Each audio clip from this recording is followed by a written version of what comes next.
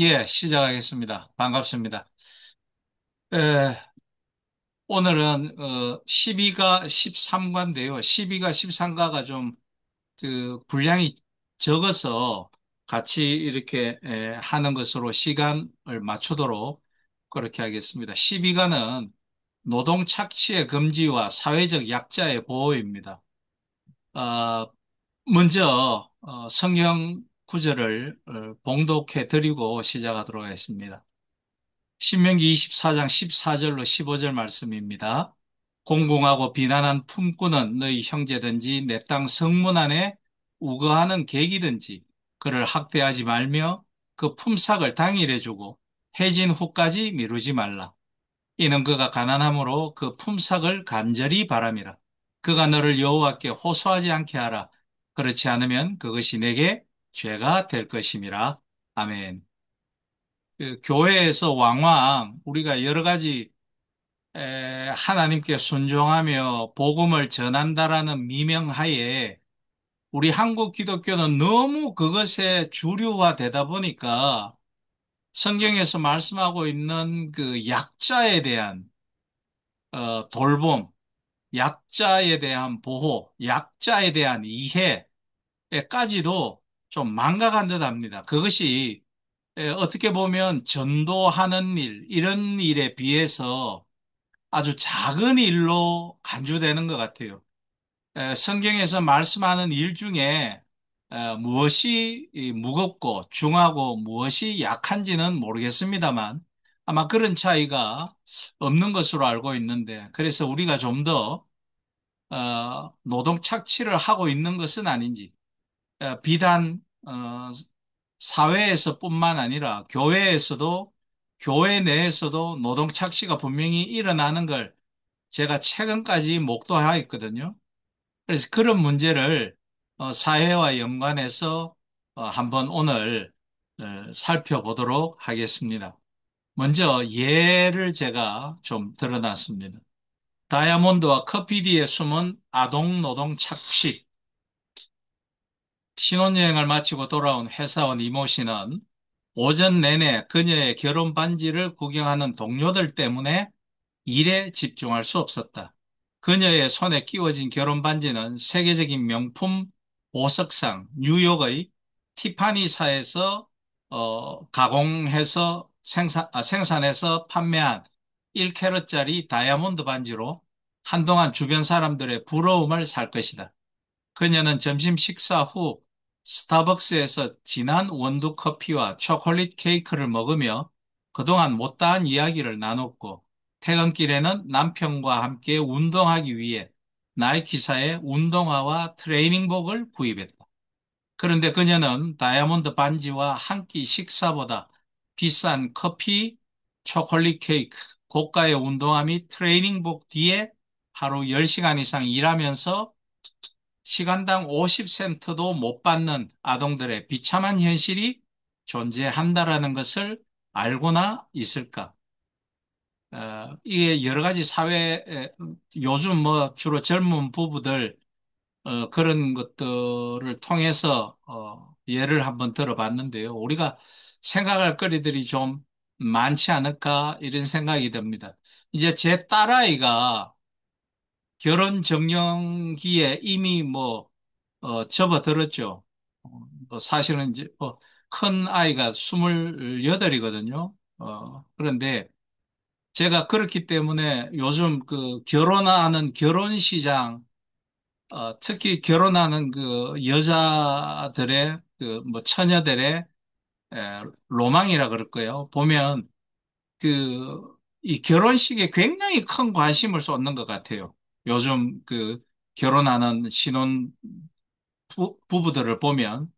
근데 그 액수가, 우리가 결혼할 때에 비해서 상상을 초월할 정도로 그 액수가 너무너무나 크다라는 것을 보고 굉장히 놀랐습니다. 뭐 예식장 빌리는 비용도 그렇고, 거기에 뭐 신부 화장, 그 소위 스드메라 그러더만요. 줄여가지고, 어, 예식장 드레스, 그 다음에 신부 화장, 그 다음에 사진 찍고 뭐 앨범 하는 거. 이게 어마어마한 비용이 들더라고요. 과연 이런 비용을 들여서 화려하게 결혼해야 하는 어떤 그런 뭐 어디에 그런 당위성이 있는가 모르겠는데 굉장히 좀, 이 요즘의 현실이 좀 이상하다 할 정도로 그렇게 생각이 되었습니다. 자, 그 다음은요. 제가 그 예전에 아주 좀 감명 깊게 본 영화입니다. 블러드 다이아몬드라는 영화죠. 세계적으로 유명한 레오나르도 디카프리오가 주연한 실화를 바탕으로 한 영화입니다. 그 블러드 다이아몬드는 다이아몬드의 주 생산지인 아프리카에서 우리가 비싼 돈을 주고 사는 다이아몬드가 아프리카인들의 착취를 통해 만들어진다는 의미에서 붙은 별명이고 또 하나는 그 다이아몬드 중에서 가장 비싼 다이아몬드가 그 분홍 다이아몬드, 핏빛을 가진 다이아몬드라고 해서 이제 영화 제목이 두 개를 동시에 이중 미닝을 지니고 있어요. 하나는 다이아몬드 때문에 피를 흘린다라는 의미에서 블러드 다이아몬드.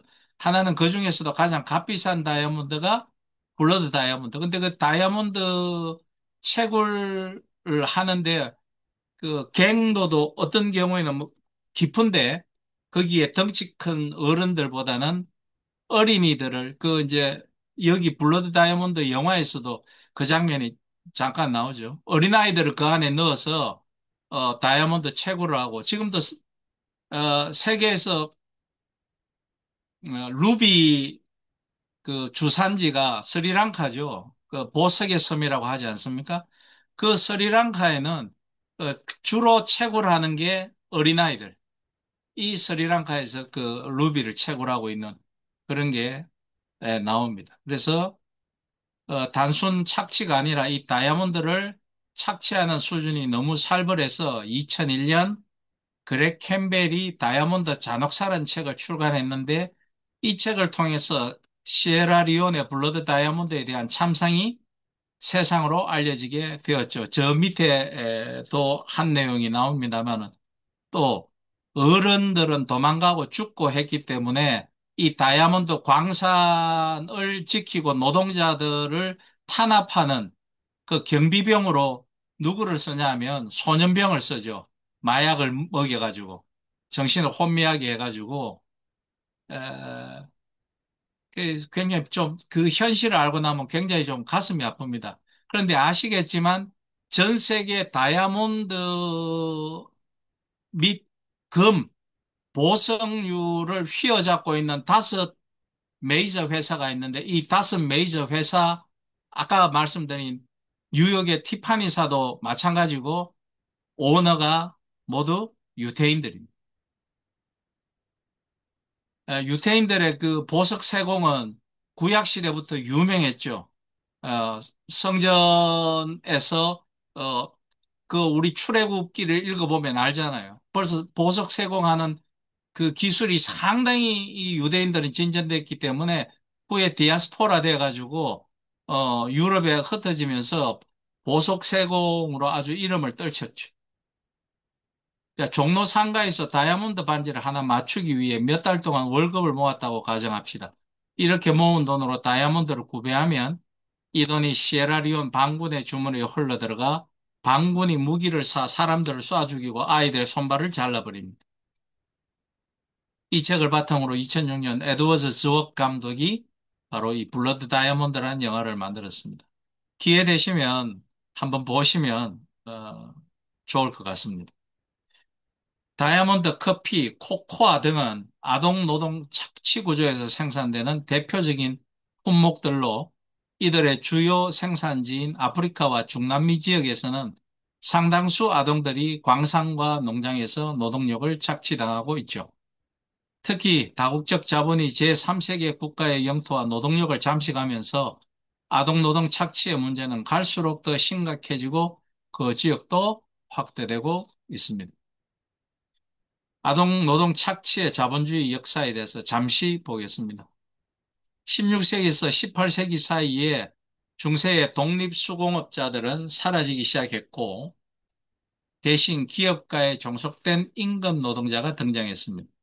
그러니까 이제 이게 독일을 위시한 한자 동맹이 없어지기 시작한 거예요. 왜 없어지기 시작했느냐? 자본가들이 막강한 유럽에서의 자본가들이 생겨나기 시작하니까 이 자본가들이 이 한자 동맹의 사람들을 개별적으로 고용하기 시작하고 그러다 보니까 임금 노동자가 탄생하기가 된 거죠. 농촌의 농업 및 가내 수공업이 없어지면서 그 주로 이 장인들이 가내 수공업에 종사했는데 그게 다 없어지니까 수많은 인구가 도시로 유입됐으며 남은 농민들은 농촌 지역으로 파거든 공장에 고용된 거죠. 주로 이제 농촌으로 가는 그 공장들은 양모를 통한 직모, 그게 또 가죽, 왜 그러냐면 가죽 생산이나 양모 같은 경우에는 엄청난 물이 소모가 됩니다.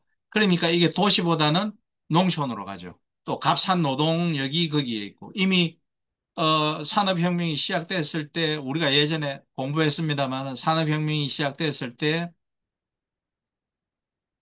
영국의 그 밀농사는 이미 그 다 폐쇄가 되었고 그 농사 짓던 곳에 양을 키워서 그 양모로 이제 비싼 양복을 만들고 여성 의류를 만들었기 때문에 그렇게 된 거죠. 리오 휴버먼은 자본주의 역사 바로 알기 위해서 로빈슨 크루소의 저자 데니엘 디포가 1724년에 쓴 영국 여행기를 인용해 아동노동 출현을 증언했습니다. 공장과 작업장들 사이에는 고용된 사람들이 거주하는 작은 집들이 흩어져 있습니다.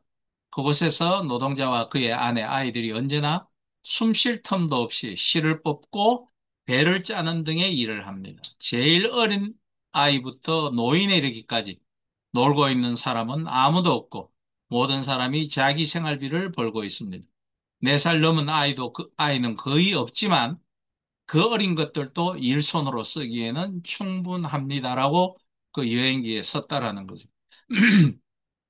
또 책에는 1934년 미국 커네티켓주의 보고서에 따르면 조사 대상 129가구 가운데 96가구에서 16세 미만의 어린이들이 일하고 있었으며 이 어린이들의 절반이 12세 미만이었다. 그중 34명은 8세 이하였고 12명은 5세 미만이었다라는 문구도 나옵니다. 여러분은 일하고 있는 두세 살짜리 어린이들을 상상할 수 있습니까? 이와 같은 현상은 수세기가 지난 지금에도 여전히 제3국 또는 후진국, 어, 좋게 말해서 개발도상국에서 벌어지고 있던 일이었습니다.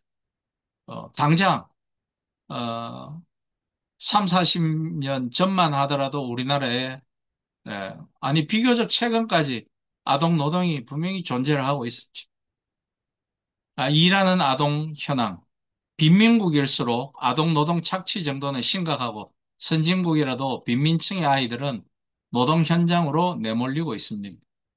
지금도 심각하다는 겁니다. 선진국, 미국에서. 뭐 중국은 말할 것도 없고요. 어, 우리나라에는 아, 좀 이제 요번에 판도가 바뀔란가 모르겠습니다만은 한동안 우리나라의 경제 통계 수치는 세계 기구에서 받지를 않았습니다. 왜 받지를 않냐면 자꾸 원래 데이터는 손을 대면 안 되는 거거든요. 기록이라는 거는 손을 대면 안 됩니다. 제가 뭐 또 ISO 국제표준기구 심사위원 그를 하는데 절대 회사에서 생산되는 데이터는 손대면 안 되거든요. 그건 조작하면 그건 범죄거든요. 예를 들어 불량률을 조작하는 거, 예, 생산률을 조작하는 거. 이 데이터에는 손대면 안 되는데 우리나라는 최근에도 그랬잖아요. 우리나라는 그런 경제 데이터를 아주 우습게 그냥 조작해버립니다. 그래서 세계 경제기구에서 우리나라 거 받지 않아요. 뭐 최근에는 받지만 받지 않습니다. 근데 또 보수 정권 윤석열이 때는 또 그 조사가 돼요. 국민들한테 뭐 그래도 조금 보여야 되니까 그 조작한다고요. 최근에도 있었죠. 경제 발전 그 어느 정도 성장률을 어느 정도 보냐. 그 조작해버리대요. 그렇거든요. 그래서 보면 2007년 당시에 국제노동기구에 따르면 전 세계적으로 노동 착취 환경에서 일하는 5세에서 17세 아동 및 청소년이 약 2억 5천만 명에 달하는 것으로 추정되었습니다. 대단하지 않습니까? 이들은 평균 14시간 이상. 근데 이게 웃긴 게 아동 노동일수록요, 시간이 길어집니다. 어른들은 이게, 살림도 살아야 되고, 뭐, 볼 일도 뭐, 봐야 되고, 좀 쉴 시간도 필요합니다. 이래서 어른 노동에 대해서는 어느 정도 휴식 시간이나 노동 시간이 짧은데 아이들은 강압적으로 명령하기가 좋죠. 그러니까 14시간 이상, 그러니까 이게 산업혁명, 우리 우 교수님 같이 우리 자본론 공부했지만은 막스가 그걸 얼마나 고치려고 노력을 했습니다. 섬유수공업 카펫 공장으로부터 광산, 차, 커피, 코코아 농장, 건설 현장, 상점까지 미치지 않는 곳이 없습니다. 심지어 유혈 분쟁에 동원되는 소년병도 있고 아까 말씀드린 것처럼 블러드 다이아몬드 채굴 하는데 야 다이아몬드 채굴 다이아몬드 작으니까 그 영화에도 그게 나오거든요. 입속에 엿는다고. 그러니까 작업이 마치고 나가면 발끝부터 다 뒤지거든요. 그 다이아몬드 원석을 훔쳐갈까 봐. 예. 그러니까 거기에 소년 경비원들 마약 먹여가지고 네가 저 어른들보다 낫다. 저 어른들을 네가 명령하고 움직여라. 그리고 막 총 가지고 그래 한다고. 소년병도 있고 한때 요즘은 뭐 건절이 됐나 모르겠습니다만은 북유럽 쪽에서는 대놓고 아동 성매매도 어, 부리고 했었죠. 이웃 나라로 이주 노동까지 하러 가는 현상도 벌어집니다.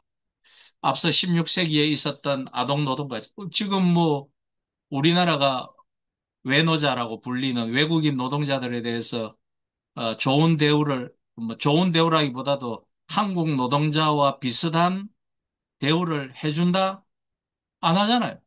근데 거기에 뭐 대단히 저 불편한 분도 계실 수 있겠습니다만은 그 이준석이라는 친구는 그 완전히 정신 나가 가가 무슨 하버드를 나왔습니까? 그 정신 나간 소리를 하고 있대요.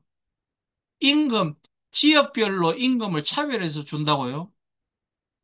그게 뭐 어느 시대 때 없어진 건데 그거를 그 헌법에도 그 위배되는 말 아닙니까? 그 발상이 모든 그 국민은 평등하다라는 그 말도 안 되는 그렇습니다. 그래서 앞서 16세기에 있었던 아동노동과 현재 아동노동 실태는 별반 차이가 사실 조사해보니 없더라는 겁니다. 나라만 옮겨간 거예요. 영국에서 아동노동 착취가 있었는데 이게 동남아로 옮겨왔고 남미로 가 있고 그런 때 이상하게 저 뒤에 나오겠습니다만 이게 코로나라는 이 전염병 코빅 사태 때문에 이게 선진국으로 다 복귀를 한 거예요. 코로나로 사람이 없으니까 어린아이들을 다시 노동 착취를 하고 하는 거예요. 그래서 1999년 국제노동기구에서 174개 회원국 전체 결의로 아동노동 착취 금지 협정을 채택하는 등 전 세계적으로 아동에 대한 노동 착취를 근절하기 위해 노력하고 있지만 효과는 미미하다. 그래서 한때 벌어졌는데 다시 우리 한국 교회에서 뭐 한국 교회에서 열심히 참여도 안 했지만 한국 사회나 한국 교회가 잊어버린 문제가 있습니다. 한때 반짝 한 10여 년 전에 저도 사실 거기서 강의를 했었습니다. 그 월드비전에서 공정무역 제품 사기 운동을 해가지고 그래서 그 제대로 된 커피값을 제공하고 제대로 된 코코넛 값을 우리가 그 지불해야만 아동 노동이 없어진다고 그래가지고 어 그런 일들이 그 공정무역 그 바람이 분 적이 있는데 지금은 또 그것도 그 없어지는 거죠. 왜냐하면 자꾸 사람들이 좋은 품질의 싼 것을 요구하기 때문입니다. 이 굉장히 이율배반적인데 경제적으로 좋은 품질인데 좋은 품질이라는 것은 공정이 몇 공정이 더 늘어난다는 이야기죠. 공정이 늘어나면 인원이나 기계나 에너지가 더 쓰여진다는 거죠. 그러면 가격이 올라갈 수밖에 없습니다. 그런데 거기에 싼 가격을 요구하니까 어떻게 합니까? 거짓이 난무하거나 가짜가 나오거나 그렇게 되는 거죠. 제가 늘 예전에 관공서 같은 데 특강을 가면 했던 이야기가 있습니다. 똑같이 그, 똑같은 일정의 가격을 주고 다리를 지으라 하면, 누가 싼 값에 철근을 안 빼먹을 사람이 누가 있겠는가? 그래서 고속도로도 얼마 전에 무너지고 그랬잖아요. 뭐 중국에서도 그렇고. 2002년 국제노동기구 ILO는 아동의 발달과 건강을 해치는 아동 노동을 금지하기 위해 6월 12일을 세계 아동 노동 반대의 날로 제정했습니다. 이를 통해 아동 노동자의 어두운 현실을 알리고 정부 고용주 노동자 시민사회의 아동 노동 근절을 위한 필요 조치를 강조하고 있습니다. 또한 이날은 아동 노동에 대한 ILO 두 가지 기본 협약인 제182호 가혹한 형태의 아동 노동 금지와 근절을 위한 적극적인 조치에 관한 협약과 제138호 취업 최저 연령에 관한 협약 시행을 개선하도록 상기시키는 기회를 제공합니다.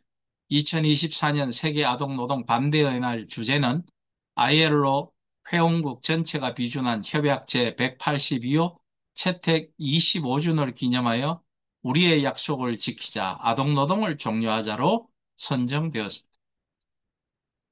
이게 교회 현실하고 약간은 좀 떨어진 것 같지만 교회 현실과 전혀 멀어진 것이 아니라 오늘날 한국 교회에서 과연 이런 아동 노동 금지, 이 아동 노동 착취에 대한 그 관찰자로서 또 어, 그것에 대한 근절자로 예수 그리스도께서 명한 우리의 본분을 다하고 있느냐 이걸 한번 생각을 해보자라는 말씀을 드리고 싶어서 예, 전 세계적인 노력을 통해 아동 노동을 감소시키는데 많은 진전이 있었지만 여기 나오죠. 코로나19 및 기후변화와 경제 불황 등이 몇 년간 지속되면서 아동 노동이 다시 증가하고 있습니다. 세계 아동 노동 현황 조사 결과 2020년에 따르면 약 1억 6천만 명의 아동, 이 노동에 종사하고 있습니다. 이는 전 세계 5세에서 17세 아동 인구의 10%에 해당하는 수로 아동 10명 중 1명은 노동에 종사하고 있는 셈입니다.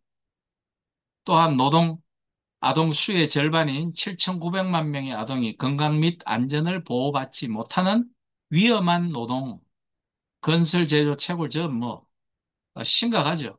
종사하고 있으며, 이 중 430만 명의 아동은 강제로 노동에 종사하고 있거나, 자기 가족들로 인해서 노동 현장에 인신매매됐거나, 그러니까 자기 가족이 팔거나, 노예로, 또는 인신매매로, 지금 중국도 어린아이를 잡아간다 그러잖아요. 어린아이 인신매매 해가지고, 노동 현장에 판매해버리죠. 우리 한 20여 년 전인가요? 한때 아이들 납치해서 지하철에서 껌파리 앵벌이 시키는 게 우리도 불과 얼마 전의 일이었습니다. 근데 우리는 참 급속도로 많이 경제가 발전되면 교육이 확대되면 이런 게 점차 줄어드니까 굉장히 다행인데 좀 교회에서 어떤 해외의 일이라도 이런 거에 신경을 쓰고 거기에 어, 그런 형태의 그 미션을 띈 선교사들이 많이 좀 파견되고 했으면 좋겠다는 생각이 듭니다. 방글라데시는 아동 노동 비율이 높은 국가 중 하나죠. 가장 높죠. 스리랑카, 방글라데시, 파키스탄 말을 못합니다. 방글라데시 법에는 아동 노동이 법적으로 금지되고 뭐 법적으로는 다 금지되어 있죠.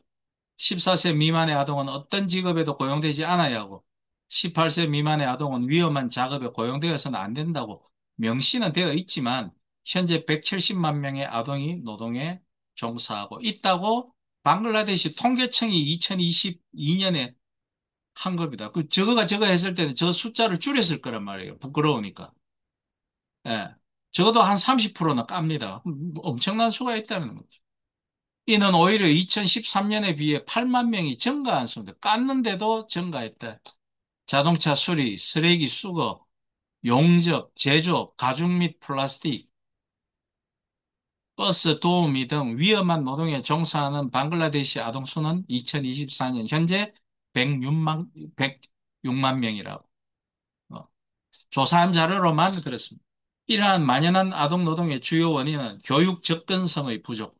그러니까 저는 우리의 선교가 학교를 짓는데 옛날 우리가 자주 말씀드립니다만 우리 근대와 초기에 구한 말에 선교사들이 한국에 와서 교회를 짓는 것이 아니라 학교부터 짓고 보건과 의료를 위한 병원부터 짓는 것이 그게 정말로 지혜로웠다. 그런 생각이 든다는 거죠.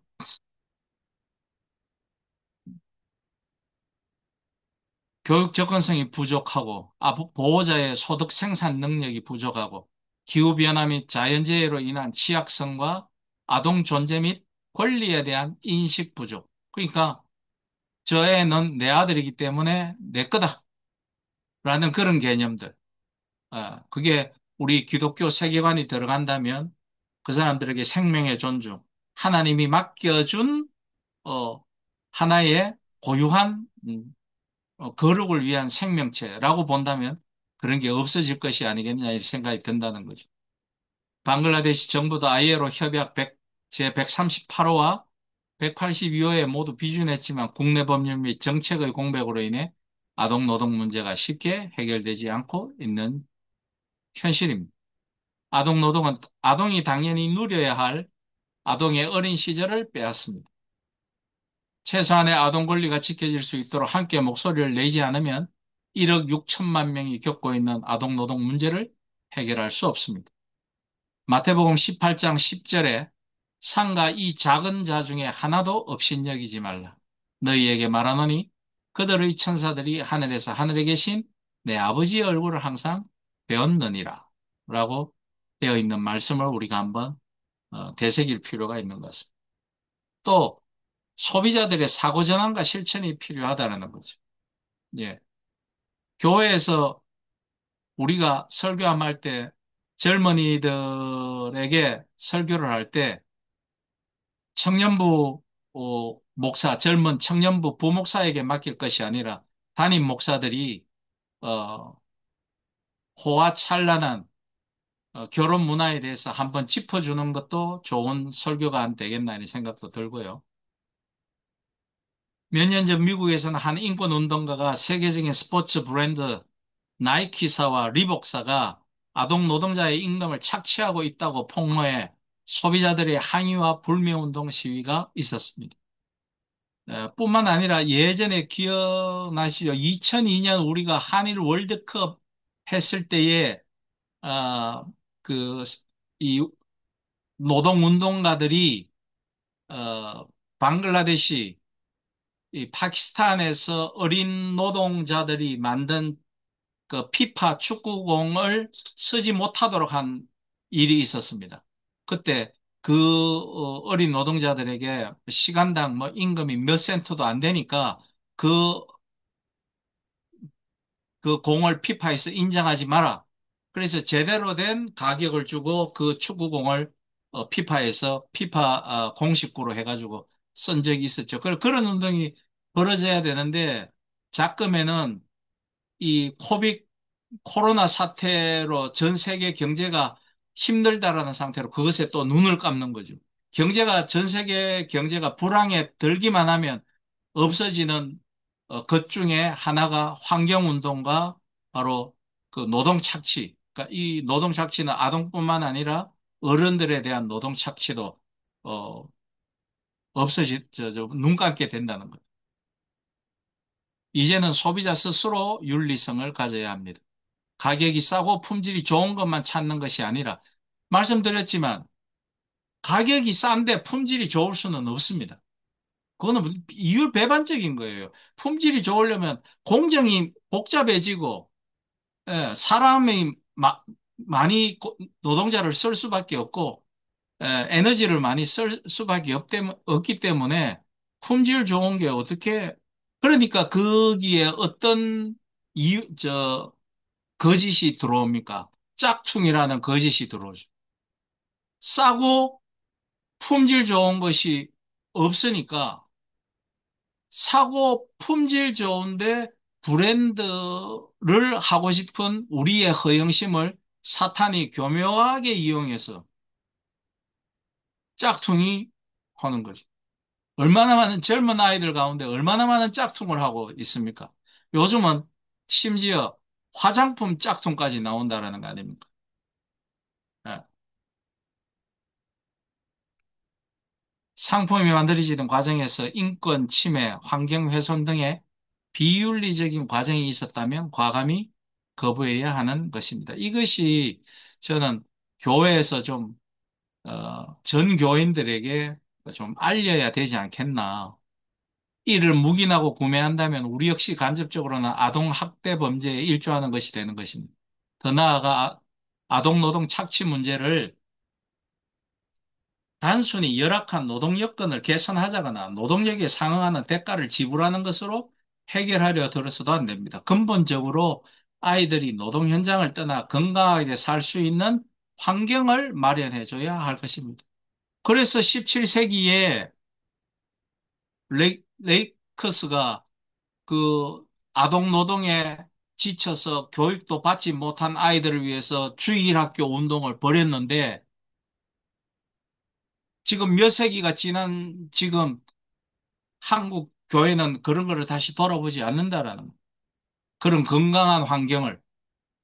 그러니까 학교를 선교 사업으로 음, 필리핀의 오지에, 뭐 스리랑카에, 방글라데시에 가서 학교를 지어주고 교사를 양성할 수 있도록 우리 여기서 얼마나 배운 사람 많습니까?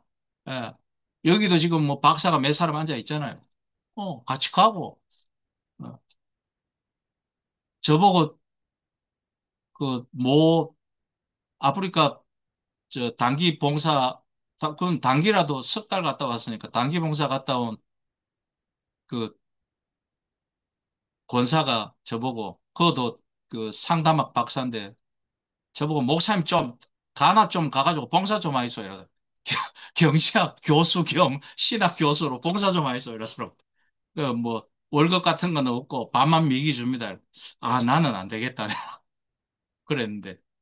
그런 게 좀 필요하죠. 네. 노동 착취 금지와 사회적 약자 보호는 성경적 정의죠. 성경에는 노동에 관한 희년 말씀뿐만 아니라 노동 착취를 금지하고 사회적 약자를 보호할 것을 명령하는 많은 말씀이 있습니다. 대표적인 말씀을 살펴보면 다음과 같은 여러 가지 말씀에서도 동일하게 노동 착취 금지, 일한 대가에 대한 정당한 지불, 사회적 약자를 보호하고 사랑할 것을 말씀하고 있는 것. 저는 이것만 봐도 성경이 얼마나 하나님의 말씀이 대단한가를 알 수가 있습니다. 예.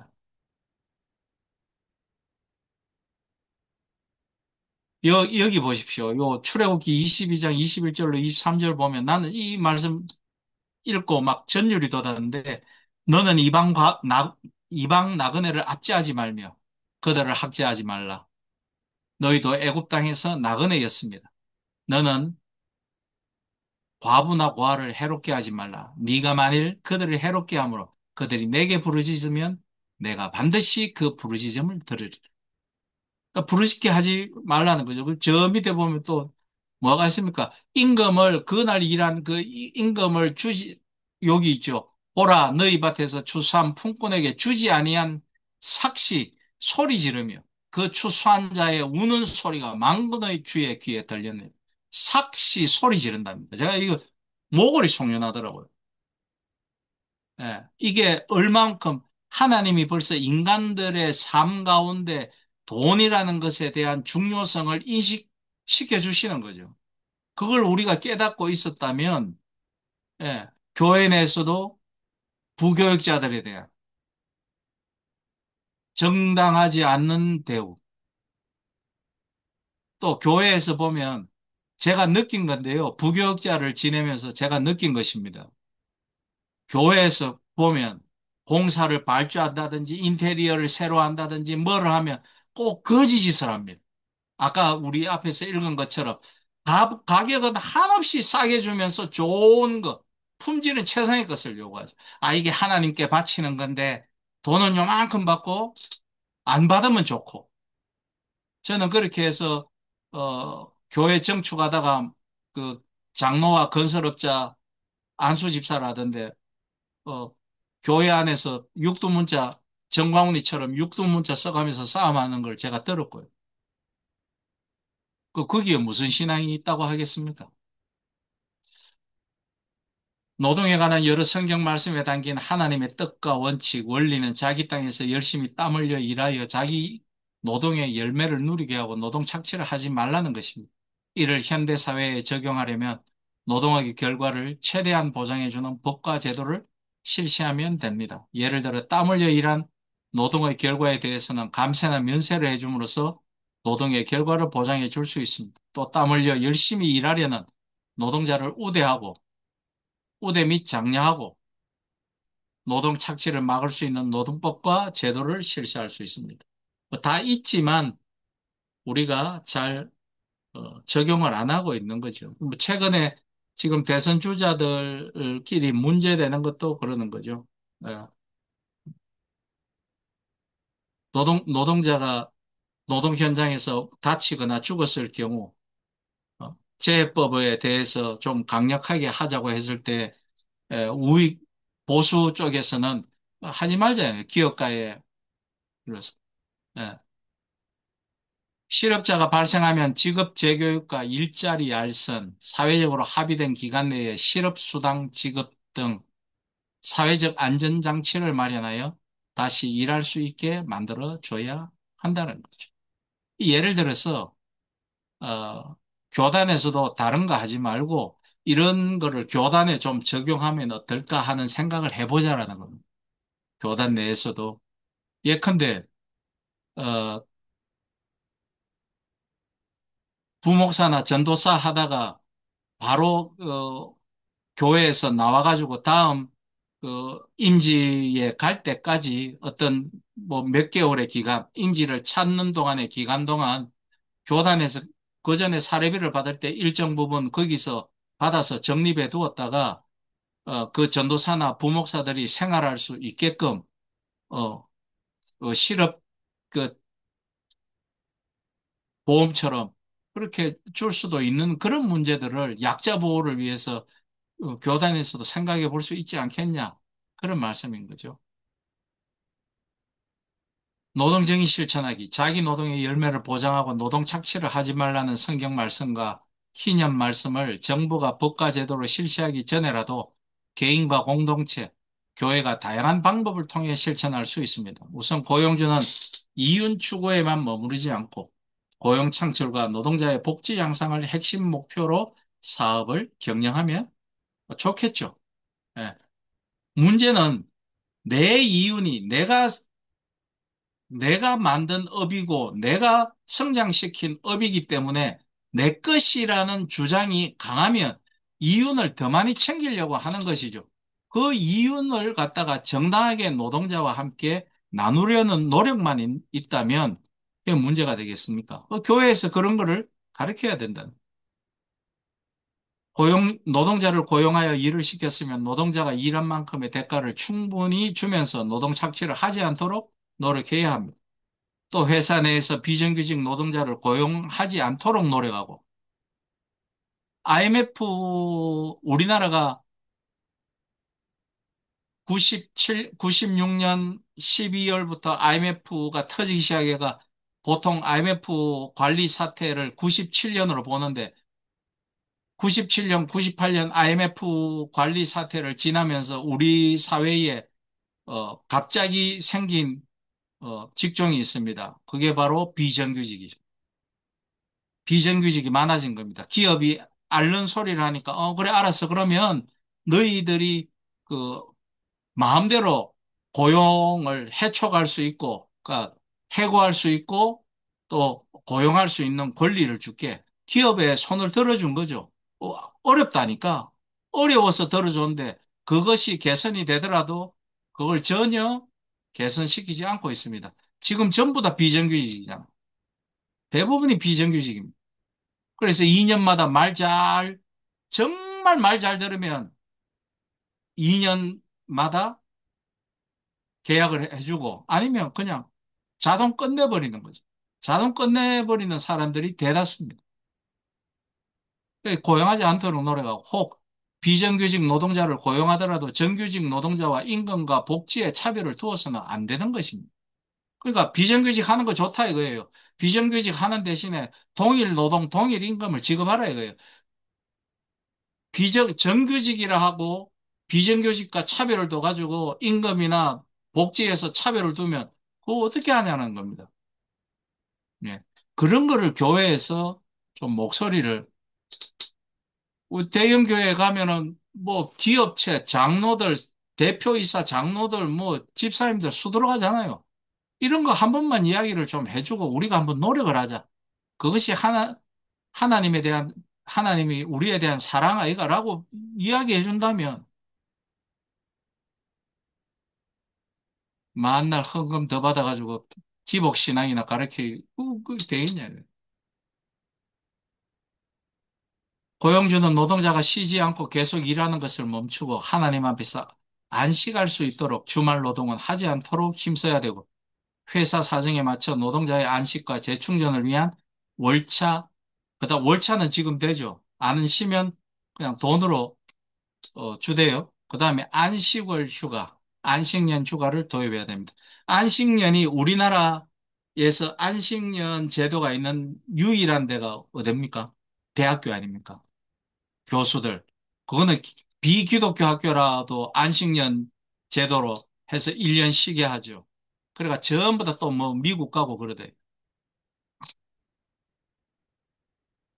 고용주와 노동자는 단지 돈을 위해서만 일하는 것이 아니라 소명의식과 청지기의식을 가지고 무슨 일을 하든 죽게 하듯 하면서 하나님께서 주신 자연과 환경을 보호하고 돌보며 생산 활동을 해야 할 것입니다. 아울러 일자리가 없는 사람들이 노동할 수 있도록 사회적 기업이나 협동조합 같은 사회적 일자리를 만들어 일할 수 있도록 배려해야 하는 것입니다. 교회와 공동체, 시민사회는 실업자에 대한 일자리 상담 및 알선, 의료 서비스 및 정신적 상담, 물질적 도움, 자활 지원 등을 통해 도울 수 있습니다. 개인은 실업 상태에 빠졌을 때 기도하면서 적극적으로 일자리를 알아보고 자기 개발에도 힘을 써야 합니다. 또한 하나님의 뜻에 맞지 않고 다른 사람에게 해를 끼치거나 유익과 덕을 끼치지 않는 사업이나 일, 쭉은 하지 않도록 노력합니다. 아울러 자신은 일하지 않고 다른 사람이 노동한 결과를 가로채는 일은 하지 않아야 합니다. 그, 우리 고신대의 부총장 지냈던 임창호 목사가 탈북 청소년을 위해서 처음에 그 기술학교를 시작했잖아요. 처음에는 그 탈북민을 위한 교회를 시작하셨다가 그걸 이제 탈북 청소년을 위한 기술 학교, 그걸 나중에 정규학교로 만드시대요. 그 다음엔 아예 탈북 청소년을 위한 학교를 하시더라고요. 지금 부산진역 건너편에 있잖아요. 그 규모가 상당히, 제가 그거 보고 굉장히 그분 존경하게 됐습니다.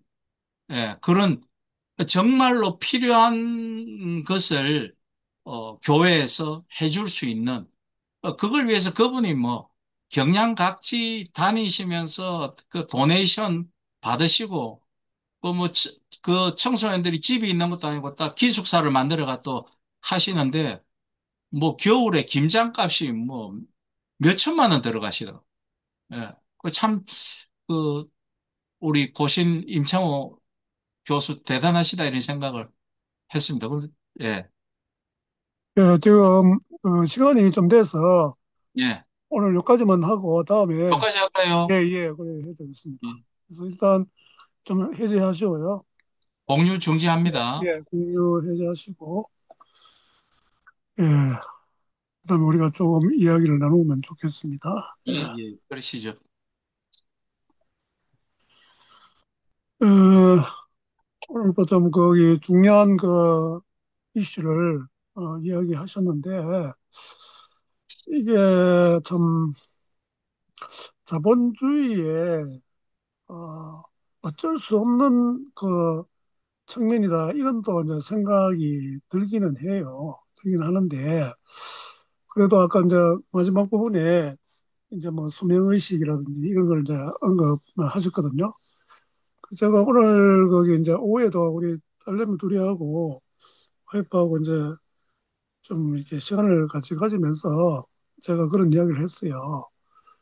그 우리가 직업에 대해서 생각할 때 돈벌이를 먼저 생각하면 안 된다.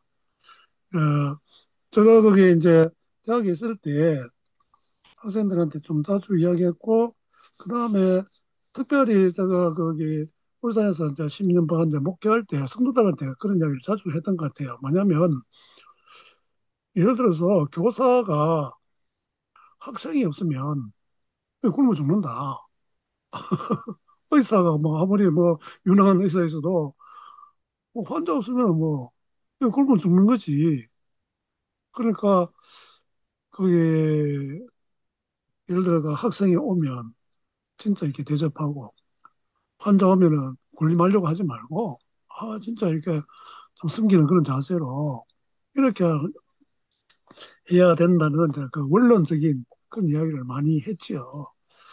그런데 원론적인 이야기이긴 하지만 지금 이야기하신 그런 내용들을 문제들을 해결할 수 있는 그 방법은 그야말로 예수님의 어떤 그런 가르침밖에 없겠다 하는 생각이 많이 이제 들긴 들어요. 그러니까 지금 이제 우리가 이런 자본주의 사회에서 많은 그 문제들이 있는데 노동착취 이게 상당히 그 중요한 그런 문제 가운데 하나라고 이제 여겨집니다. 그거는 제가 뭐 경제학을 전공하지 않아도 이제 그렇게 생각이 드는 이유가 아까 뭐 이야기하면 다 이제 잘 설명하셨지만은 결국은 이제 이윤을 이제 내야 되기 때문에 그것을 이제 뭐 재료값도 딱 정해져 있지 뭐가 다 정해져 있는데 제일 그래도 줄일 수 있는 그게 것이 이제 노동력이다. 이제 이런 좀 이제 생각은 들어요. 특별히 이제 아동 착취가 일어나는 게 아까 뭐 다 이야기하셨지만 이제 그런데 제일 이제 핵심적인 어떤 그런 문제가 있지 않는가 좀 이런 좀 이게 생각이 들긴 들어요.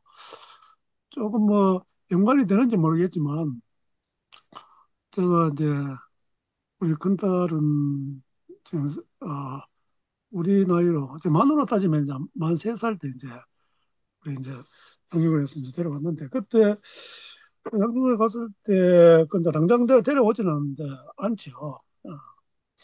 않고 이제 한 몇 달 이제 한 반년 가까이 이제 반년까지 정확하게 기억은 못 하겠는데 한 일주일에 한 번씩 와서 어 이제 시간도 가지고 또 이제 가고 뭐 이런 식으로 수달을 이제 그렇게 하죠. 근데 제가 그 데려간다고 이제 아침에 일찍 갔을 때 거기에 선생님들 없었어요. 없는데 거기 다 이제 꼬맹이들이 있죠. 근데 걔들이 막 이제 일어나가지고 뭐 다 자기들 해요. 이해를 다 하고 그다음에 뭐 시설주도 하고 이런데 나중에 이제 우리 언니한테 물어보니까 그때 우리 나이는 이제 4살인데 그 동생들 기저귀까지 다 가르치고 다 그랬다는 거예요. 음. 근데 그 이야기 듣고 이게 그게 가능하나? 어? 이제 그런 생각이 딱 드는 거예요. 아, 이게 양육원이 이제 일손이 부족해가지고 뭐 그럴 수 있겠다 하는 이제 그런 또 이제 생각을 하면서도 그거 좀 너무한 거 아니냐 하는 이제 이런 생각이 많이 들더라고요. 근데 쉽게 이제 제가 이제 뭐 그거는 그 이제 노동하고 뭐 이렇게 연관해서 좀 이야기도 할 수 있는 그 부분이지만 어쨌든 제가 딱 느낀 거는 그런 그 어린애가 어떻게 그런 일을 할 수 있을까? 그런데 이제 실제 그 했다는 걸 갖다가 이제 이야기를 다 하고 기억해서 뭐 그런 그 이제 고백을 하더라고요. 그러니까 지금 이제 우리는 이제 그 아이들의 노동 착취당하는 어떤 그런 현장을 우리는 직접 눈으로 보지 못하고 경험하지 못하지만은 여러 가지 이제 매체를 통해서 또 영화를 통해서 우리 간접적인 어떤 경험을 이제 하게 되는데 그게 너무 참 어, 비인간적인 어떤 그런 그 태도로 그 노동력을 착취한다. 그 이거는 사실 뭐 이제 고대에서부터 이제 그런 일들이 있어 왔고 그야말로 자식도 뭐 이제 팔기도 하고 뭐 그런 아까도 뭐 잠시 그런 이야기했지만은 그게 이제 좀 비일비재했다 이제 이렇게 이제 좀 생각은 이제 들긴 들어요. 그러면 그때 당시에 어떤 그 제도라든지 정치 체제라든지 어떤 문화라든지 이런 거하고 지금 이제 많이 다르긴 하지만 지금은 이제 다른 그 측면에서 그야말로 자본주의화된 어떤 이런 세상에서 그 아이들의 노동력을 착취하는 거. 그뭐 우리가 뭐 이제 그 소설에도 나와 있지만은 그게 그 유럽 산업혁명 때 그런 아이들이 착취당하는 이런 걸 가지고 소설해 가지고 이제 소설도 많이 이제 읽고 이제 한데 이게 결국은 제가 뭐 이런 강의 듣고 이런 뭐 책들을 보고 해도 해법은 예수님의 어떤 정신 그밖에 없겠다 하는 그런 생각밖에 들지를 않아요. 그런데 맞습니다. 문제는 그게 이제 문제는 너무 이제 좀 그 근본적인 어떤 그런 그 예수님의 가르치심이고 또 그것밖에는 해결 방법이 없겠다 하는 그런 좀 생각은 들기는 들어요. 어, 그래서 거기에 좀 우리가 이런 이야기 들을 때 마음이 아프고 정말 힘들기는 하지만 진짜 이게 교회에서 목사님들이 제대로 말씀을 가르치고 이 성도가 된다는 게 그 쉬운 게 아니잖아요. 제가 볼 때 진짜 성도가 살아가는 게 특별히 자본주의 사회에서 뭐 공산주의 사회에서도 뭐 더 할 수도 있겠지만 진짜 힘든 어떤 그런 삶을 살아가는데 예수 정신으로 살아간다는 게 진짜 너무 힘들고 그렇기 때문에 성령님이 우리와 함께 하시고 도와주시고 그렇게 하는 것이 아닌가 그런 이야기 들으면서 계속 그런 생각을 많이 했습니다. 너무 원론적인 이야기를 해서 죄송합니다. 아닙니다. 예. 목사님 말씀하신 게 다 맞고, 예. 예. 우리 예, 김생님. 예, 항상 강의를 들을 때마다 많은 도전을 받습니다. 고맙습니다. 오늘 제가 오후에 저기 유튜브에서 스픽스라고 하는 그 음, 유튜브 채널이 있는데 음, 오늘 그 대구 유세를 마치고 이제 이재명 후보께서 울산으로 이동하는 길에 뭐차 안에서 스페이스 그 대표분하고 같이 서로 이렇게 토크하는 그 실시간 방송, 그것을 실시간으로 오진 않았고 이제 녹화된 걸 봤습니다. 근데 그 중간에 어떤 이야기가 나오냐면은, 이재명 씨가 소년공으로, 갈 그렇죠. 때 초등학교를 졸업하고, 중학교 갈 형편이 안 돼가지고 어머니가 자기를 데리고 그 공장에 데리고 가서 일을 하라고 이제 그랬던 그 이야기를 하면서 그는 어머니 잘못도 아니고 집이 너무 가난하고 힘들어서 그랬다 하면서 그런 이야기를 하시면서 막 우시더라고요. 손수건을 꺼내서 눈물을 쭉 닦으시고 한동안 말을 못 하시고 그러더라고요. 그러니까 이제 그 전계환 씨가 이제 진행을 하면서 만약에 그 손hen공 이재명을 만나면 지금의 이재명 후보께서는 그 소년공에게 무슨 말을 해주고 싶냐? 이렇게 물으니까, 아, 그냥 꼭 안아주고 싶다 하면서 그런 이야기를 하시대요. 참 짠했어요. 마음이. 우리나라도, 저희 그 어렸을 때 그런 경우가 굉장히 많았죠. 초등학교도 겨우 졸업하자마자 공장에 가서 일을 하고, 제가 초등학교 때만 해도 저도 그 일하러 갈 뻔했거든요. 저 1년 선배들은, 저기, 사금 채굴하는데, 음. 예, 거기에 일하러 가서 일당을 얼마씩 받고, 그렇게 했었어요. 저도 이제 돈을 좀 벌까 해가지고 가려고 했는데, 아버지한테 막 혼나고 이제, 그래, 결국 이제 못 갔습니다만은. 그렇게 이제 중노동 현장에 이제 그 초등학생조차도 중고등학생은 뭐 또 일을 말할 것도 없고요. 그렇게 가서 일을 하고 하는 이제 그런 것이 생각이 나더라고요. 근데 문제는 저는 이제 이런 그 강의를 들을 때마다 좀 답답한 게 뭐냐면은 도대체 목사님들은 교인들을 데리고 뭐 하는 거예요? 이거요, 진짜 성경 말씀 가르친다? 예수 믿어서 뭐 의롭다함을 얻는다? 예수 믿으면 구원받는다? 복 받는다? 이런 좀 장난 좀 안 쳤으면 좋겠어요. 아, 정말, 지금 분노가 일어나요, 분노가.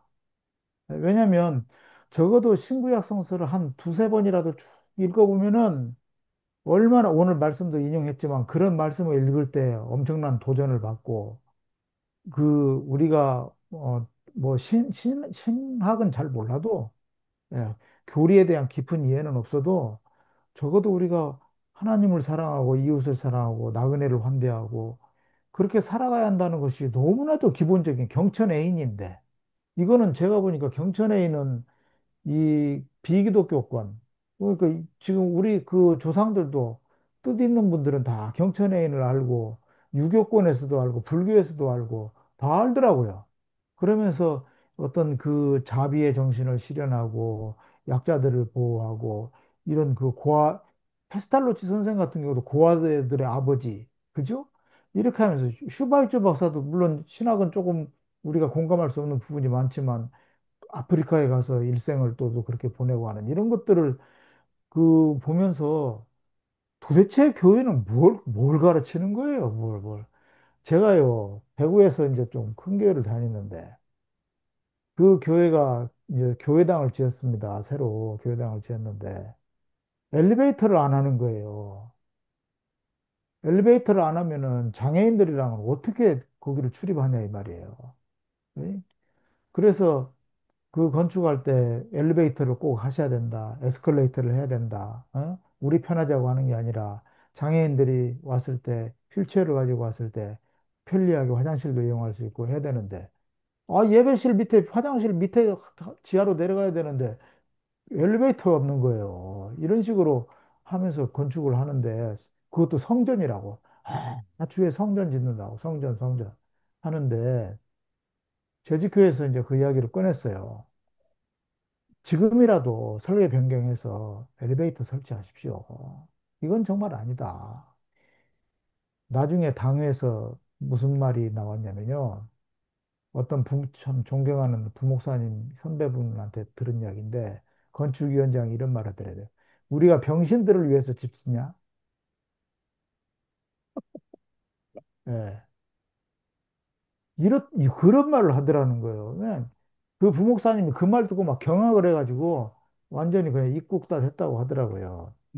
그래서 이게 보면요. 가장 신앙이 좋다고 겉으로 그런 사람이 뜻밖의 인간 이하들이 많아요. 예. 조금 심하게 하면 인간 말종들이에요. 예.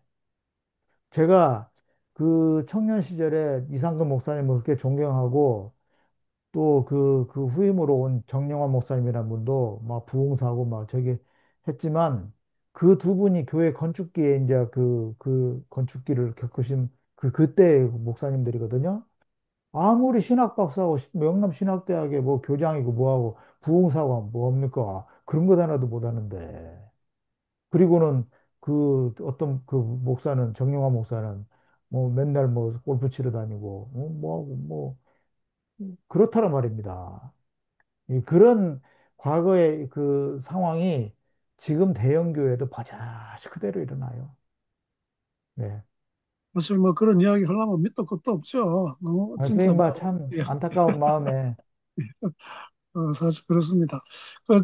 우리 손성호 우리 선교사님, 우리 선생님 오랜만에 이제 들어오셨는데, 이제 태국에 오래 이제 선교 사역하시고, 지금 한국에 들어와서는 이제 거기, 거기 이제 외국인 노동자들 위해서 또 이렇게 선교 사역하고 계시는데, 제가 이제 오늘 강의 들으면서 우리 손성사님한테 좀 물어봐야 되겠다는 게, 그 태국에는 뭐 이제 이런 그 이제 불교 이제 국가이지만 뭐 그런 종교적 이런 걸 다 떠나가지고 거기는 조금 방금 이야기하는 그런 부분들이 뭐 어떤지 그런 거 조금 아시는 범위 안에서 조금 이야기해 주시고 지금 이제 한국에서 일하는 외국인 노동자들을 많이 이제 접하실 건데 그들의 지금 현재 상황이 좀 어떤지 좀 뭐 전체적인 건 다 모른다 할지라도 조금 이때까지 좀 경험하시고 좀 이게 알게 된 어떤 그런 내용들이 있으면 조금 이야기해 주시면 도움이 안 되겠나 싶어요.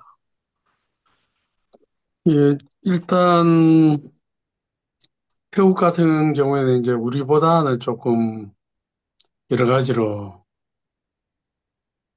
문제가 있는 시각으로 보면 문제가 훨씬 많은 나라죠. 예를 들어서 뭐 에이즈를 조사하는 사람을 정부에서 죽여버린다든지 국가의 위신을 추락하게 만든다고 또 그다음에 이제 태국 사람들은 우리나라에 많이 들어오지만 이웃에 있는 미얀마 사람들이 태국보다 훨씬 살기 힘들기 때문에 태국으로 들어와서 저임금에 노동하는 그런 경우도 많이 있고요. 근데 그 부정적인 관점에서 보면은 뭐 밑도 끝도 없지만 그래도 이제 우리나라 같은 경우에는 그 불법 체류자를 한 40만 선에서 유지를 합니다.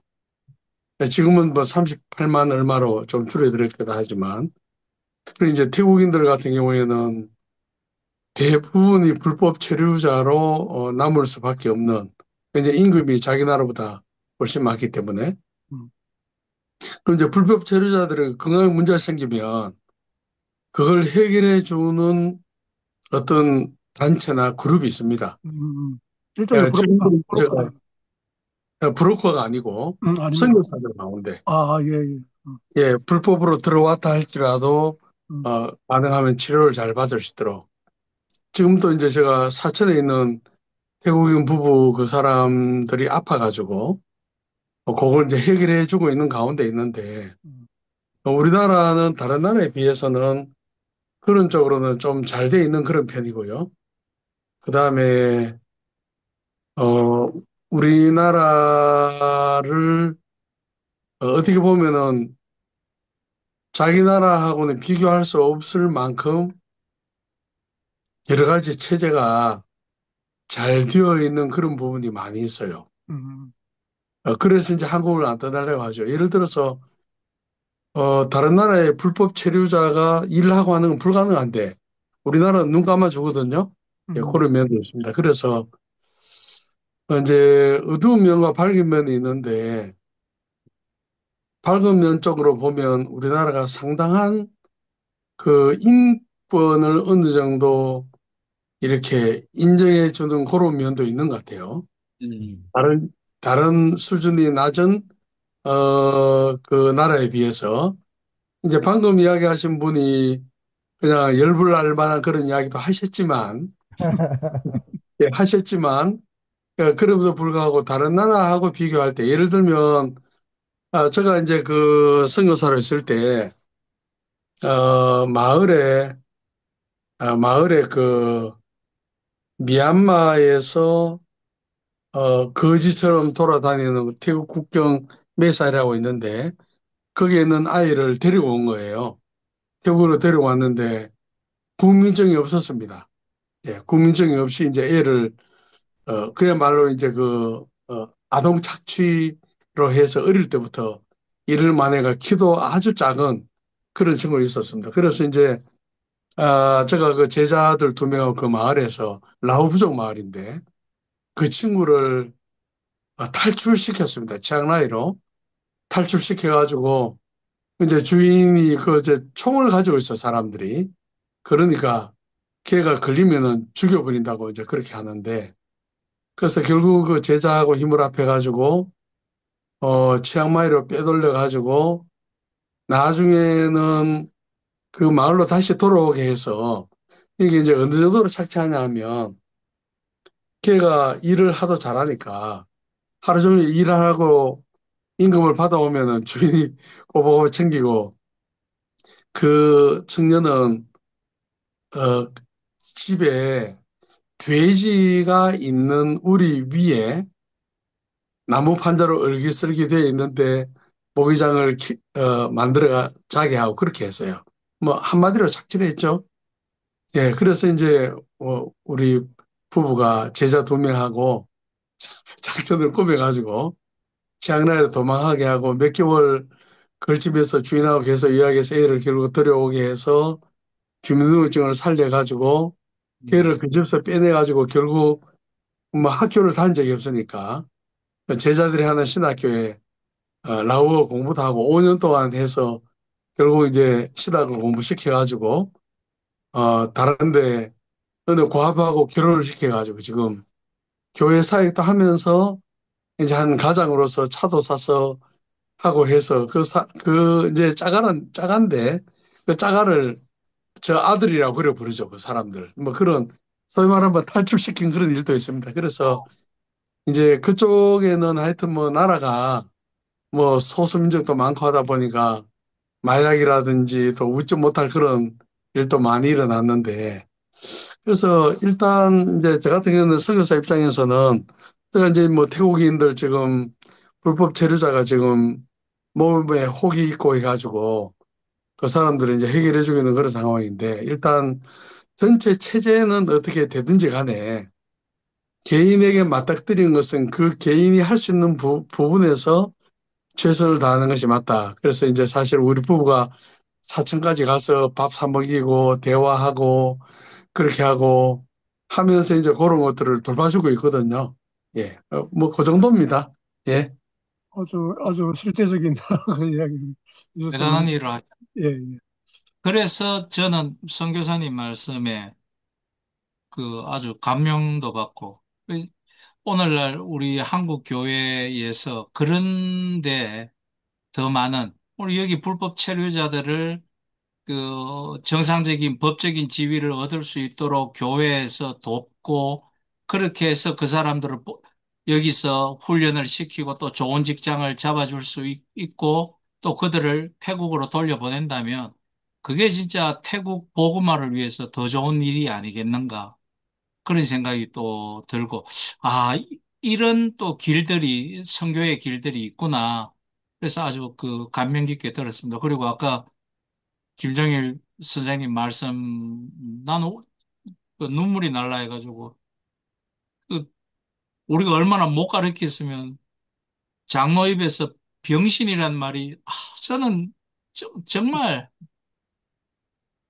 그러니까 장로라고 해도 성경 말씀 배운 게 없는 거예요. 그냥 그 병신이란 말이 나올 수 있다라는 거에 대해서 성경에서 한자라도 제대로 못 배웠으니까 그런 말을 할 수 있는 거 아닌가? 그렇게 하지 말라고 그렇게 성경 전체에 예수님께서 얼마나 그들과 함께 식사를 나누시고 코이노니아를 하시고 했는데도 한국 교회 그래서 런 교육들이 강의들이 더 필요하다. 그러고 그런 생각이 자꾸 책임감이 또 더 듭니다. 더 들고 너무 마음이 너무 아프고요. 난 진짜 우리 대형 교회에서 장애인들 하는 거 보면 나 정말 에휴 저는 죄송합니다. 그런 뭐 이야기하려면 진짜 뭐 밑도 끝도 없죠. 저는 이제 너무 복잡하게 생각하지 않습니다. 그 기독교의 어떤 그 기본적인 핵심된 진리가 뭐냐? 그러니까 이제 어, 내 내 몸같이 내 이웃을 내 몸같이 사랑하라 하는 이제 그 한마디에 이제 모든 게 들어 있는데 거기에서 또 우리가 추출할 수 있는 게 뭐냐면은 차별을 없애야 된다는 거죠. 그 저는 그렇죠. 오래전에 이제 읽은 적이 있는데 김기석 그 목사님이 쓴 책 가운데 그런 내용이 있었어요.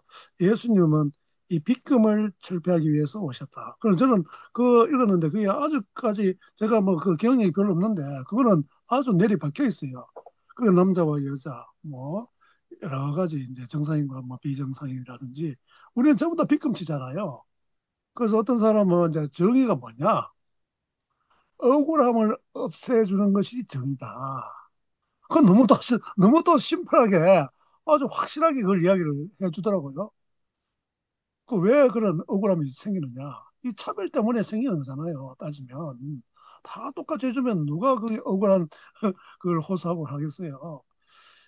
아 그러니까 이런 이야기 들을 때 참 현실은 너무 이제 안타깝긴 한데 그럼에도 불구하고 기독교인들 가운데 또 거기에 헌신해 가지고 지금 이제 선교사님 이야기하셨듯이 이런 좋은 이제 사람들은 잘 몰라줄 수도 있고 다 숨은 데서 이제 그런 일을 하시는 분들도 의외로 또 많이 있고 또 괜찮다고 하는데 가서 보면은 대부분의 또 이제 크리스찬들이 이제 그렇게 이제 하는 것이 또 대부분이기도 하고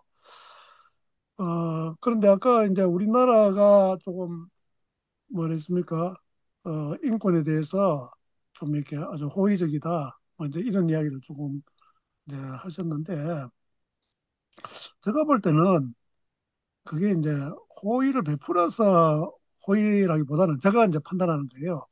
결국은 이제 저임금의 어떤 그 인력 자원을 우리가 이제 쓰기 위해서 그야말로 이제 조금 그야말로 준법을 그대로 하면은 이게 전부 다 이게 출국시켜야 되는데 그걸 이제 어느 정도 이제 막 봐주고 막 그렇게 하는 것이 아닌가. 요즘 워낙 이제 일손이 부족하고 이러다 보니까 또 우리나라 사람들이 이 경제적인 또 수준이 높아지다 보니까 이제 천한 일을 잘 안 하잖아요. 저는 사실 뭐 예수 믿기 전에도 사람 차별하고 이런 마음이 진짜 없었는데 의외로 사람들이 이 차별 의식이 많은 것 같고 요즘 보면 이제 차를 자꾸 이제 고급 차를 이제 살려고 하잖아요. 뭐 예를 들어 요즘 뭐 제가 뭐 들었는데 어떤 자매한테 이야기하는데 그 이제 딸 둘이가 있는데 걔들이 뭐 20대인데 다 뭐 그랜저를 다 원한다는 거예요. 그랜저. 요즘 하기야 뭐 그랜저가 국민차 같이 이렇게 이제 되긴 했지만은 나도 뭐 아직 그랜저도 안 타봤는데 그 이야기 들으면서 그런 또 생각이 들더라고요. 그러니까 이 젊은 사람들이 벌써 이 사회 전반적으로 이제 발전을 하고 경제적으로 괜찮으니까 자꾸 이제 그런 게 없으면은 자기가 이제 뒤처진다 뭐 이렇게 자꾸 생각하는 것 같아요. 그러니까 결국은 뭐냐면은 속은 텅 비어 있고 이걸 갖다가 이제 그런 겉으로 이제 자꾸 이제 그것을 이제 커버하려고 하고 그러니까 결국은 건강한 이제 자아성도 없고 그러니까 제가 뭐 아무리 생각해봐도 아까 이제 저도 이야기했지만은 그런 모든 문제의 해결책은 예수 그리스도밖에 없다. 예수님을 제대로 만나면은 그 외부적인 그 뭐 그게 문제가 되겠어요. 제가 그 경차를 이렇게 오래 타다가 안 탄 게 먼저 한 4, 5년 되나? 뭐 그동안 계속 그 경차 타고 이랬다고요.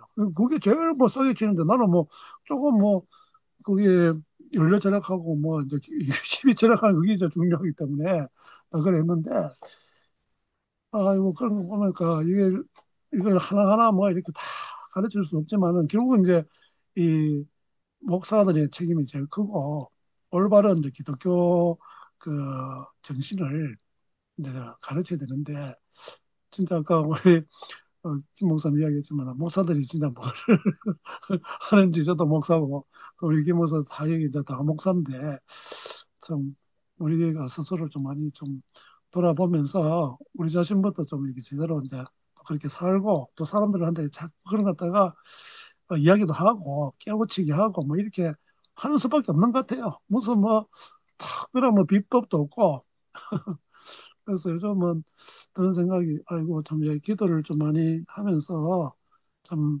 하나님의 참그 은혜가 있고 어? 성령의 어떤 능력이 좀 나타나야 되지 않겠나 하는 이런 또 생각이 또 많이 듭니다. 예, 예, 예, 저는 이제, 물론 뭐, 여기에 우리 강의하신 분, 목사님은 이제 경제학자로서 이제 그렇게 하셨고, 다른 분들도 다 이렇게, 세상을 상당히 사시고, 다 이제 파악하신데, 저는 이제 목회자로서 혹은 선교사로서 영혼들에게 복음을 전하는 사람으로서 사회에 이러한 어떤 어두운 부분 있지 않습니까? 또 교회의 어두운 부분도 있는데, 거기에 집중을 할 때 좀 주의해야 되는 게, 그걸 알면서도 그걸 분노를 하게 되면, 그 성령의 열매 아홉 가지 있지 않습니까? 이제 그런 인격하고 결부시켜 보면 좀 편파적이고 부정적인 중심으로 되어서, 그, 뭐라 하죠? 그, 긍, optimism보다는 패시미즘 쪽으로 빠져서, 어, 자기 자신을 포함한 주위 사람뿐 아니라 세상 모든 것에 대해서 아주 부정적으로 보는 그런 것이 예, 몸에 배면, 가르쳐주죠. 예, 오히려 예수님의 품성 같은 그런 부분이 나오지 못하는 게 아닌가. 음, 그걸 알고 케이스 바이 케이스로 그런 것이 없도록 노력하고 하면서, 지나치게 부정적으로 그것들을 바라보아서 그런 시각이 나에게 확 배므로 오히려 성령의 열매를 맺지 못하게 하는 그런 위험성이 있지 않는가. 예, 아, 이제 저 예, 사실은 이제 예수 믿기 전에 안기부 같은 데서 들어가서 한번 재벌이라든지 아니면은 이 좀 그런 그룹들 사장들 불러 세워놓고 조인트 까고 옛날에 그랬거든요. 그런 말 있지 않습니까? 그런 어떤 분노가 있었어요. 예, 한번 좀 길을 들여버릴까 하는 그런 어디 있었는데, 어차피 또 나이를 들고 하면서도, 어, 뭐 사람마다 다 할 수 있는 것이 제한되어 있고 다 할 수 없으니까. 그래서 이제 그런 게 많이 보이잖아요. 살아가다 보면. 예, 많이 보이는데, 그럼에도 불구하고, 주님 안에서 평안함을 누리면서 그것을 소화하면서 나에게 그런 기회가 주어졌을 때는 내가 그것을 적극적으로 해결하고 하는 그런 어떤 부분, 뭐 어떻게 대화할지 모르겠지만, 음, 하여튼 그런 게 참 중요한 것 같아요. 지금 왜냐하면 이제 이야기, 학년이 올라가면서 인격이나 얼굴에나 자기가 책임을 져야 되잖아요. 예, 예, 그런 부분. 예, 지금 이제 이야기하시는 거뭐 충분히 이제 이해도 되고 한데, 뭐 잠깐 이제 제가 이제 그 부분에 대해서 이제 말씀드리자면 이게 이제 우리가 살아가는 이제 삶에 있어서 공적인 능력이 있고 또 사적인 능력이 이제 있기 때문에 그걸 이제 좀 잘 이제 또 이렇게 구분을 해야 될 것 같아요. 우리가 이제 예수님도 의분을 이제 이야기 이제 또 당신 자신도 또 그래 했고 해서 이제 사회의 어떤 전체적인 어떤 조직의 어떤 문제, 시스템의 문제가 있으면 이건 또 바꿔야 되고 우리가 개인적으로 또 도울 수 있는 것도 돕기도 하고 뭐 그럴 때야 당연히 성령의 어떤 열매를 맺으면서 그래 해야 되는 것이고 그 이야기할 것이 또 이제 가지치는 많은데 시간이 뭐 좀 일시 다 돼가서 우리 한 김성님 말씀만 예 할게요. 우리 김성님 손 들었으니까 이제 한마디 듣고 우리 마치도록 하겠습니다. 예. 예, 다른 이야기인데요. 아까 서두에 그 따님 결혼 관련해서 뭐 음, 이렇게 사진 음. 찍고 뭐하고 하는 그 비용이 부르기 나름이라고 하더라고요. 예. 이번에 민주당 공약 중에 15대 공약 중에 그런 것도 들어갑니다. 그래서 그렇군요. 그거를 실제 그를 파악을 해가지고 적정한 가격을 이렇게 딱 정해서 이렇게 하는 그런 방식으로. 아주 실전적인 그런 공약을 했네. 아, 그렇죠. 아주 그게 실질적인. 젊은 사람들한테는 굉장히 큰 부담이고, 그렇죠. 예, 거기에서 또 기도 굉장히 많고. 예, 지나친 폭리도 취하고 막 이러기 때문에 그런 게 그러니까 있다고 우리가 하더라고요. 자꾸 이제 그러니까 진짜 뭐 예수를 믿고 사람이 변화되는데 자꾸 이제 비교의식이라든지 이런 것 때문에 이제 자꾸 상승 이제 어떤 효과가 이제 자꾸 나타나잖아요. 그래서 이야기할 게 참 너무 많은데 너무 시간이 많이 돼서 우리 이제 또 다음 시간에 또 계속해서 또 이야기도 하고 오늘 미진했던 걸 또 다음 시간에 또 이야기도 할 수 있고 또 다음에 이제 주제가 뭐죠? 여기 불로소득입니다. 불로소득 예 거기에 대해서도 뭐 또 이야기할 게 많이 있을 것 같아요. 예. 사실 저는 이런 그 강의가 우리 진짜 좀 필요한 것 같아요. 우리 너무나 우리 현실에서 생기는 어떤 그런 문제가 이제 주로 되는 것이고 또 우리가 살아가는데 너무 많이 또 경험하게 되고 또 많은 문제가 또 경제, 사회적인 이런 또 정치적인 문제에서 생기기 때문에 그래서 참 이렇게 고민하고 또 기도하고 해결해야 될 문제가 참 너무 많은 것 같습니다. 우리 시간이 저희 돼서 예, 목사님 저 부탁인데요. 음, 혹시 시간이 가능하시면은 음, 이런 그 지금 이렇게 다뤄주시는 주제들 관련해 가지고 음, 이렇게 한 10분이나 뭐 한 음. 15분 정도 이렇게 해서 유튜브 만드셔 가지고 이렇게 유튜브 활동 좀 하시면은 어떨까 싶습니다. 왜냐하면 우리 최 목사님, 예, 예, 최 예. 목사님도 예, 예. 결국 그러면 좋죠. 우리가 예, 저는 교육이 제일 중요하다 생각이 예, 드는데요. 좋은 콘텐츠를 자꾸 우리가 대하고 이렇게 음. 하면은 자꾸 배우기 때문에 너무 사람이 뭐, 예, 길지 않아도 뭐 진짜 에센스 되는 거 뭐 하면은 그 뭐 토픽이 많이 있을 것 같아요. 내가 보니까 우리 최 목사님은 뭐 또 당연히 뭐 이렇게 지식도 많고 또 다 이게 다 교수도 사회과 하시고 해서 좀 이렇게 또 뭐 아주 뭐 정립하고 해가지고 예, 예, 안 그래도 생각을 하고 있고 예, 하려고 예, 아주 예. 좀 짧게 짧게 하려고 그렇죠. 생각하고 있습니다. 길면 안 봐요. 그러니까 한 예, 맞습니다. 10분이나 길면 한 15분, 예, 보통 한 예, 10분 남짓 이래 예, 해가지고. 예. 제가 요새 설교도 15분 안에 끝냅니다. 아, 그러세요. 예, 예, 알겠습니다. 기대해 보겠습니다. 예, 예, 예, 감사합니다. 예. 오늘 한번 보자. 우리 손성교 사님 한번 기도 한번 해주실래요? 마침 기도. 예, 아, 예. 예, 하나님 감사합니다. 오늘 귀한 최 목사님으로부터 어, 성경에 나와 있는 많은 약자들에 대한 그러한 강의를 듣게 하심을 감사합니다. 하나님 한국교회 복음이 전파되는 가운데 성속으로 분리함으로 말미암아 목회자들이 삶의 전반적인 것을 다 가르치지 못하고 교리 위주로만 가르치고 깊이 있게 음, 실생활에 적용하는 설교를 하지 못하므로 음, 성도들이 또 사회 전체를 바라보고 말씀을 적용하고 일관성 있게 우리 주님의 그 마음과 모습으로 살아들이지 못하게 하는 그러한 잘못을 목회자들이 많이 저지른 것 같습니다. 하나님 교회 지도자된 우리들 부족함을 용서하여 주시고 우리가 그것을 실천할 뿐 아니라 또 말씀을 전할 때 적용할 때도 생활의 전반적인 부분을 다 적용해서 음, 머리끝에서 발끝까지 다 예수 믿는 사람의 그 표지가 음, 충분히 나타날 수 있는 예수 그리스도의 제자를 세우고 우리가 그러한 제자가 되고 또 주님 보시기에 더 아름다운 어, 성도 제자뿐 아니라 교회가 되므로 하나님의 뜻을 이 땅에 이루어 드릴 수 있는 우리 개인과 교회가 되도록 은혜 베풀어 주시기를 원합니다. 아멘. 특별히 모사님 앞으로 사회 가운데 한국 교회 안에서 경제적인 그러한 부분 개념에 있어서 기독교 윤리에 있어서 해야 할 부분이 참 많이 있는데 하나님께서 합당한 일들을 할 수 있도록 음, 길을 마련해 주시고 기회도 허락해 주셔서 하나님의 뜻이 더욱더 이 땅에 이루어지는데 기여할 수 있는 그러한 역할을 할 수 있는 목사님으로 세워 주시옵소서. 또 이번 한 주간도 우리가 주님께서 주시는 말씀을 따라서 삶의 모든 부분에 말씀을 적용할 수 있는 삶을 살 수 있도록 하나님 은혜 베풀어 주옵소서. 아멘. 예수님의 이름으로 기도합나이다. 아멘. 아멘. 아멘. 감사합니다. 예, 광고 하나 감사합니다. 하고 우리 편히 쉬십시오. 마치겠습니다. 예, 우리 최 목사님 강의는 6월 마지막 주 예, 한번 하겠습니다.